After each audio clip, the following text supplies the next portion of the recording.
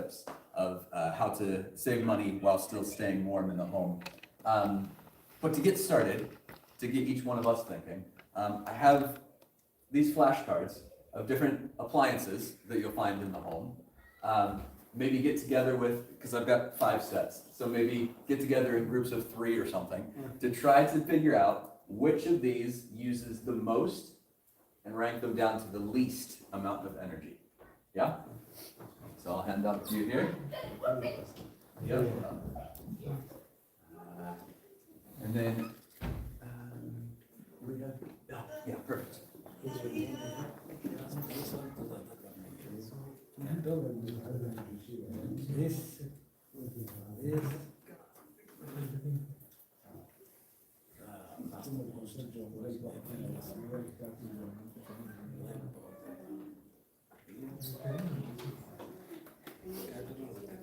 Do you mean is the one just has most of the solution about the electric or the one you can say? So I have them ranked for the amount of energy that they use over a 10-minute span.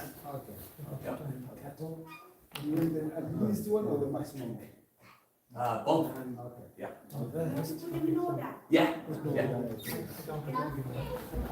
So if you would use each one of them for 10 minutes, which one would use the most and which one would use the least?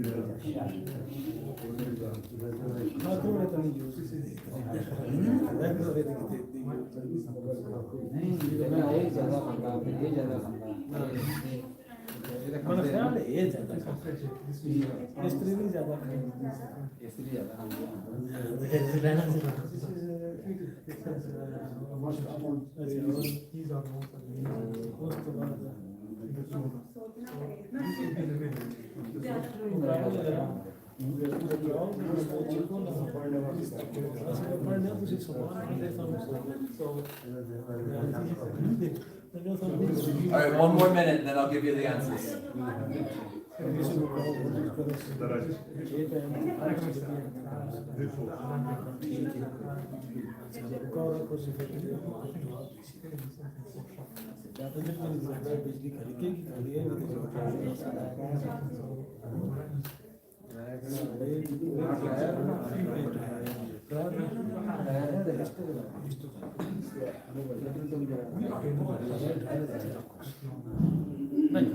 All right, we'll come to a close. I'll put you out of your suspense here. So the one that uses the most amount of energy, and I will say these figures are 2 years old, so it might be double this by now. But if you were to use each one of these for a 10-minute span, the most expensive one, the electric shower. Yeah. Yeah. 26p over a 10-minute span And again, this was 2 years ago, so it might be double that now. So that was 26p for 10 minutes. Number 2 is 8p for 10 minutes. So the electric shower is significantly more expensive than the rest. Number 2 is the kettle at 8p. Number 3 is the tumble dryer. Yep. And they're close. Kettle was 8p, tumble dryer was 7.5. So very close. Number 4 is the oven. 5 is the hair dryer. 6 is the washing machine. 7 is the dishwasher. 8 is the iron. 9 is toaster. 10 is the microwave. 11 is the fridge freezer. 12 is the telly. And the least expensive one is the phone charger, really. Good. All right, so I heard several agreements or maybe some sounds of pride that they got some right, so that was good. So, as we are thinking about ways that we use energy within the home, I have these top 11 tips for saving money and for staying warmer. If you have any questions, please do stop me in the midst of it, and we will go from there. So, number 1 is using LED light bulbs. So if you're still using the old style of light bulbs, the LED bulbs will save about 4 or 5 pounds per bulb per year on the energy. And they last for a good bit longer than the old bulbs do as well. So again, 4 or 5 pounds over a year doesn't sound like much, but if you've got 10 lights in your home, 40 or 50 pounds sounds a lot better. The next couple are going to be about water. So if you're rinsing food or cleaning counters, just use a washing up bowl, universal plugs in your sink, something like that, so that you're not using as much water. Because if you're paying for your water, then you pay for the water bill, but also the energy to heat the water as well. So with water, you're often being double charged, paying for your water bill if you're on a meter, and then also paying for the energy to heat the water as well. And another thing that you can do with the sink is put an aerator on it. An aerator is something, it's that thing up in the corner there, where the holes on this side are smaller than the holes on this side. So there's not, there's not as much water that gets through as what would normally be getting through. It does not affect the pressure, you can't even tell it's on there, but it does save on the amount of water that you're using. So that can save about 20 pounds, the aerator. Number 3 is if you replace 1 bath a week with a 5-minute shower. That's going to be a savings of about 10 pounds on the water bill and about 15 pounds on the heating bill as well.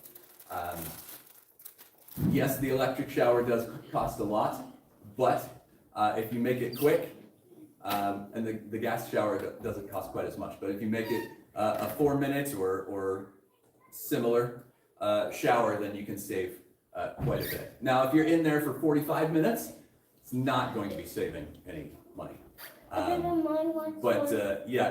Swapping 1 bath a week for a quicker shower is one. Speaking of showers, if you get a water-efficient shower head, again, it's something that limits the amount of water that's coming through. It doesn't really affect the pressure, but not as much water gets through, which saves about 55 pounds on the heating and about 50 pounds on the water. So that can be quite a big savings. I have here about 108, 110 pound savings just on the water through getting a water efficient shower head. And that's something that you can pick up at a hardware shop for maybe 20 pounds. So within a year, you can make that up pretty quickly. Number 5 is kettles. Boiling the water, not only does it take so much longer to heat if you fill up the whole kettle, but you are using a lot more energy, a lot more electricity, you're paying for it a lot more. Now, I have here 6 to 8 pounds that you can save over the course of the year if you don't fill it up. That's based on if you have 1 cup a day. I don't know about you, but I am well beyond 1 cup a day myself. So for me, if I'm having 3-4 cups, then that's, 25 pounds or so over the course of the year. So, yeah, only fill it up as much as you need. If you do accidentally have the whole kettle and fill it up and you only need 1 cup, then put it in some sort of a thermos or a flask so that it can stay warm, so that you can use it that second time around. Number 6 are radiator reflectors. So if you've got radiators that are on external walls like these, half the heat's going to the room you want it to go in, half the heat's going into the wall.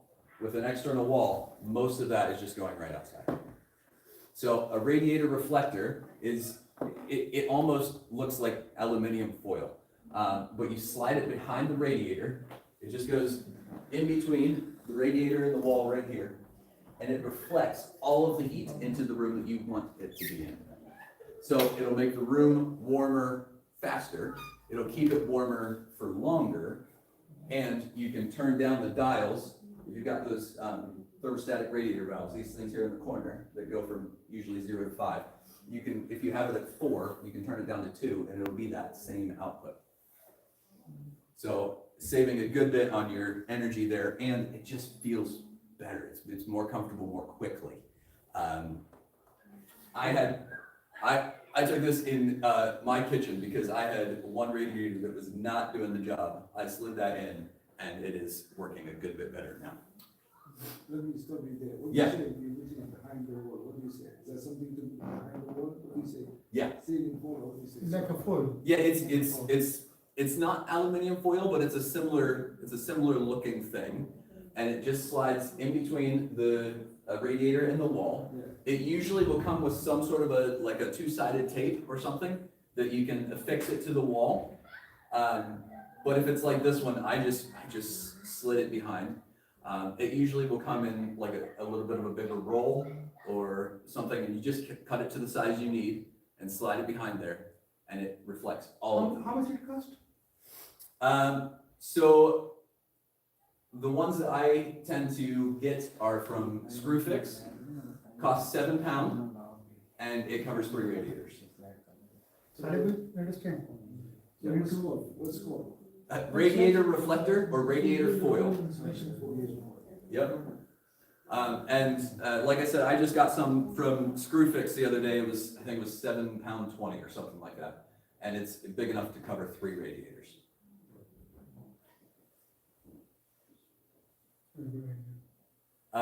Another one is insulation.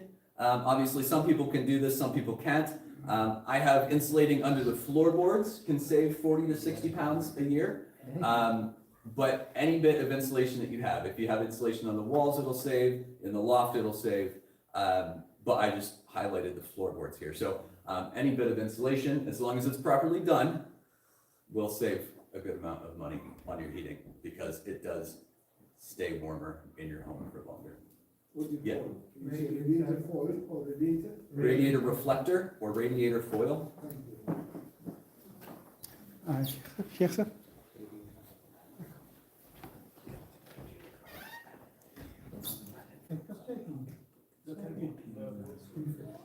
Yeah, Screwfix is where I got it.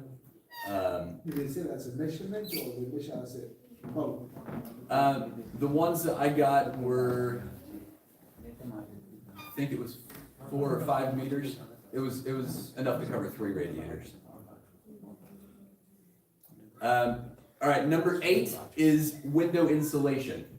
So a lot of homes still have single glazed windows, which are really bad at keeping the warm air in, cold air out. And if I'm honest, double glazing, if it's been in for 25, 30 years, it can start to lose some of its thermal properties as well. And so it does still come through. Window insulation takes a single glazed window to a double glazed standard. And all it is just a little bit of double-sided tape that you put around the window. Yeah, I'll just go on here. You put the double-sided tape around the window, and then it's like almost like a cling film, like a plastic sheet that covers it. It does not affect the view at all. And then if you've got a hairdryer, you can smooth out all the wrinkles, seal it into place. If you haven't got a hairdryer, it still works. It's just a little bit wrinkly. Again, I have one single glazed window in my home. Why it was one single glazed window, I don't know, but I put some of this up a year and a half ago, and it's still on, and it's still doing the trick. And these, I picked these up at, I think B&Q, for, it was like £2. So again, a very simple fix. It's something that if you are renting or in social housing or anything like that, you can just take it right off. It does not leave any sort of marks or scuffs. It's very easy to install and take down anytime that you need to. And again, it'll come in a sheet that's like, it's almost the size of this table, and you just cut it to the size that you need.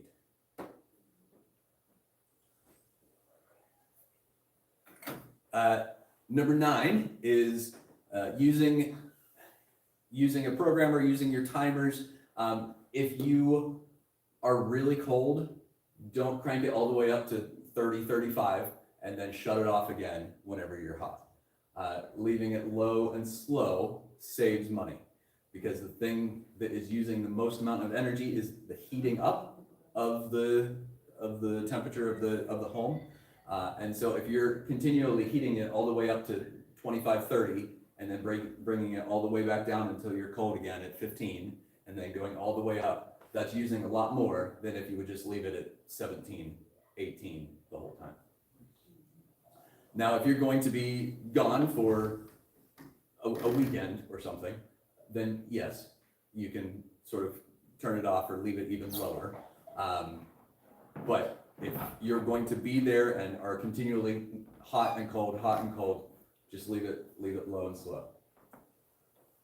And that will save. I talked to somebody, I think this was last winter, that said that they actually do crank it all the way up to 32 when they're cold, and then once they're hot again, they just turn it all the way off, and it'll save about £75 a year if you just leave it at 18. Number 10 is with draft excluder tape. So often around your windows, it happens with the doors as well, but around the windows, there will be gaps, usually where the window and the wall meet, where you can feel some cold air that's coming through. So draft excluder tape, it's sticky on one end, not on the other, and you cut it to the size you need, and you put it where that gap is, and it will stop the draft from coming through.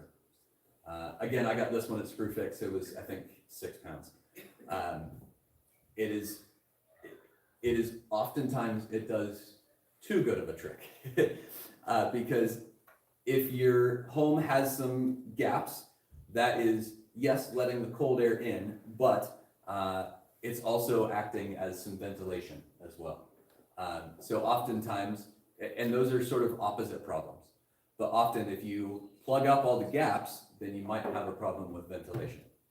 But if the problem that you have is that you're really cold because this air just keeps coming through, air that's moving is colder than air that's just around you. It's like walking in front of a fan.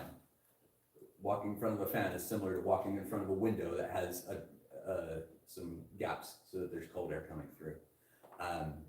So draft excluder tape can plug up that gap without, again, at a very low cost. If you get something like this, and the window installation as well, if you get something like that and realize that actually there is some water that's pooling here, you don't want to have any sort of damp and mold problems, it's very easy to take these things off. But with ventilation, if you open the window for 5 minutes in the morning, 5 minutes at night, it should solve any problems that this would create. But again, it's something that will keep the home warmer. All right, and then my last one here is turning off the mains, or turning off the outlet here at the mains. Yeah, turning off the switch. So if you leave one of them on, it's not that much. But if you go around and have 10 outlets in your kitchen or lounge that you leave on because it's inconvenient to go turn off the coffee machine and turn off the microwave and turn off the telly at the wall, it can actually save about 45 pounds a year. So each one of those things does add up, and if it's just something that you need to be thinking, oh, I really don't want to turn off. I don't want to go back downstairs and turn off the microwave and the coffee machine. Well, if you do it every single day, turning off the microwave, turning off the coffee machine, that's 10 pounds. So again, each of these small things can add up to quite a lot. If we did all of these things, all 11, it's between 385 and 400. I put or more because it didn't count the radiator reflectors or the insulation. So it could be substantially more. But if you did 10 of these, it could be quite a bit. And Let me stop you there. yes, How about the air fryer? air fryers. They are cheaper to run than an oven. And that has to do with how long it's on, really.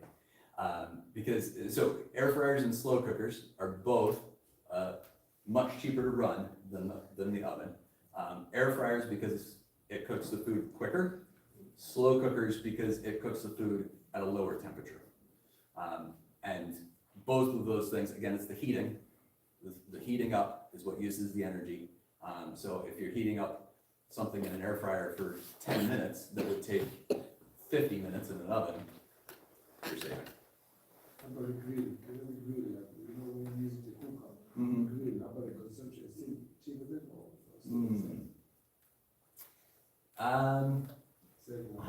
I'm not sure on the grill, because that's often cooking it at a higher temperature for less time, isn't it? So if you have a smart meter, try it out and tell me. Yeah, because to be honest, I've not thought about that one before. But yeah, the air cookers are less. The slow cooker, or the air fryers are less. The slow cooker can actually be significantly less.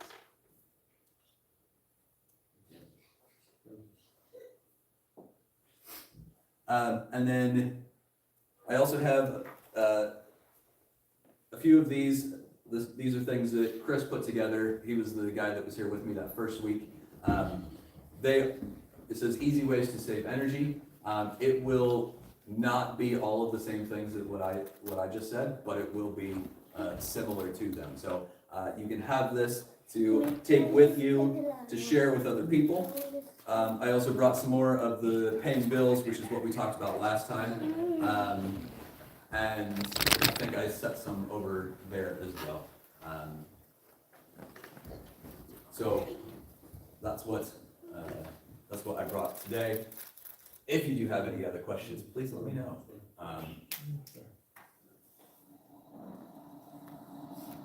I tried these out on my wife earlier this afternoon, and she only got 2. So.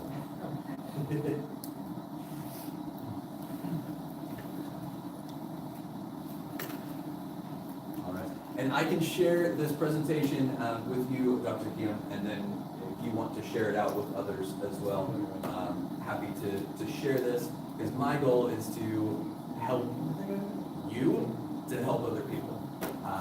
Because, yeah, as Eco Birmingham, we want the people of Birmingham to feel comfortable in their homes and save money on the bills.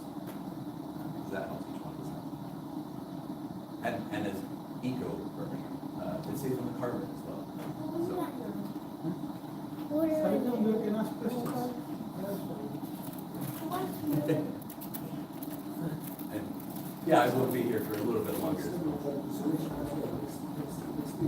So next week will be dampened mold. Yep.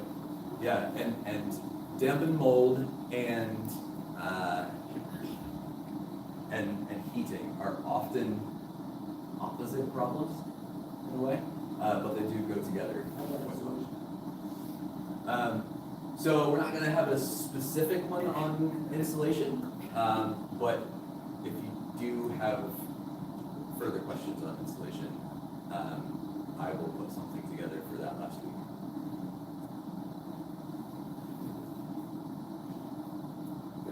You can ask question as well, and you can take your tea as well if you want. Yeah. Oh, also, if Chris, who was the other guy who was with me that first week, he donated several LED light bulbs.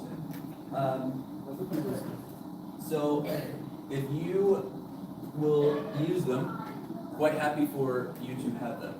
So I've got, looks like about 5 or 6 of these big ones, and then maybe 10 of the smaller variety as well. So I will leave those here. Again, they save, if you're using the old style, they save 4 to 5 pounds each per year.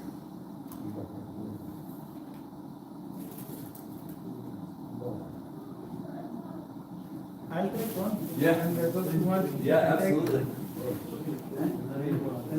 I can let it know. May I give them the first TV?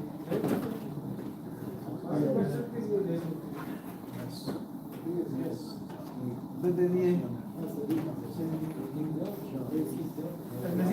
ladies to be passed correct.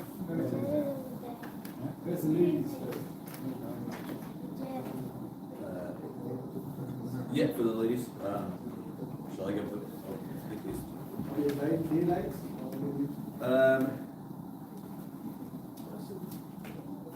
650 lumens. What is there, no? One white, it says. What was that? Huh? What is this?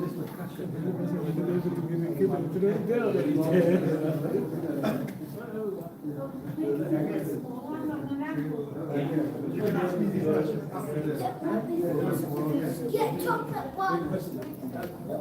Lisa. No.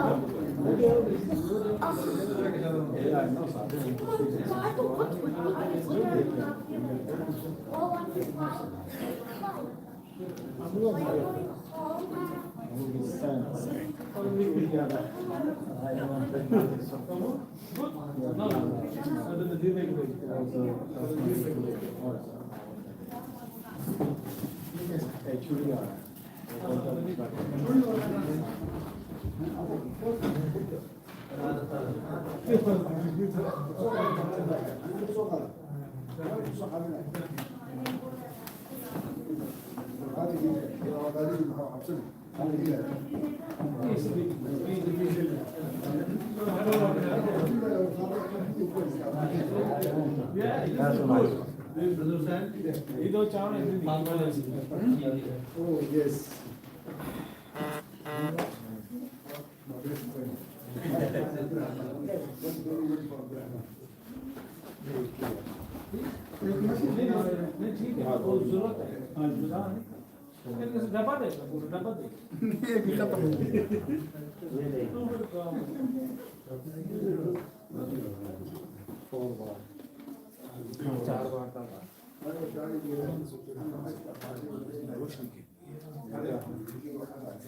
Oh, yeah. Did you have any specific questions about installation?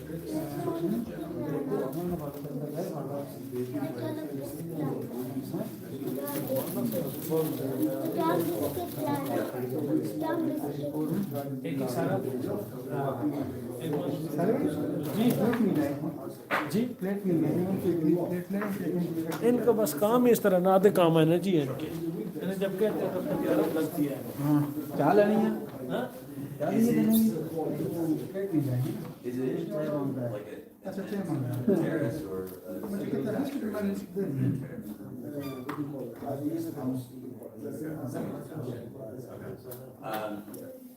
it might be more profitable for because you're getting it from both ways. गुड़ की इधर की Yeah, it's वो काफी पीता है काफी उसकी काफी है कि उधर का है चाय की जगह में yeah, probably. What's called that one? Yeah, so there's three ways of insulating the walls. So there's something called cavity wall insulation, so that if you've got like bricks and then some space and then bricks, then cavity wall insulation is what you're going to want. The other two are internal insulation and external insulation. So with internal insulation, they just add it inside your home, which the benefits is it's cheaper. The downside is you lose space. Insulating on the outside is much more expensive. I don't know why it is. But it's often twice as expensive. There are some grants that are available right now that do insulation, both internal or external, but it's up, yeah. Yeah, it's often thicker, and then they often have to, like, make it look like the rest of the houses in the area as well. But it's, the grants that are going around are often not enough to cover external insulation done well. And if it's not done well, it's going to cause damage to mold problems. Sugar डालिए उसके लिए Then you start. So, with that, internal would probably be better than external. Cavity wall, if that's available to you, is probably going to be your best option because that's not, it doesn't have those same downsides.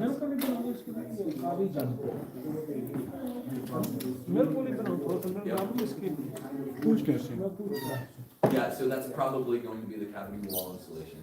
So, with most homes for the cavity wall insulation, they drill maybe 8, 10, 12 holes in various spots. And then they put in, and sometimes it's like it's often like little beads.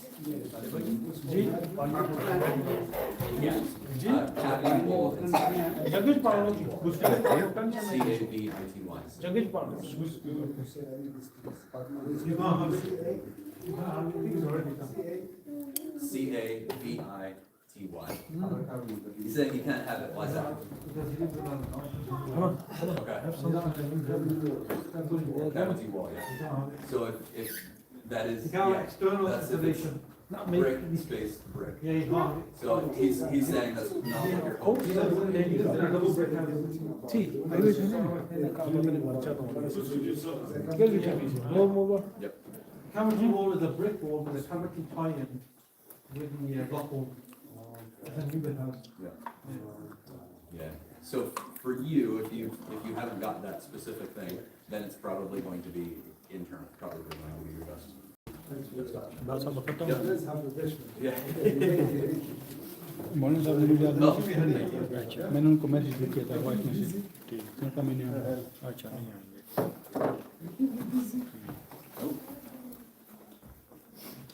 I'll let people ask you.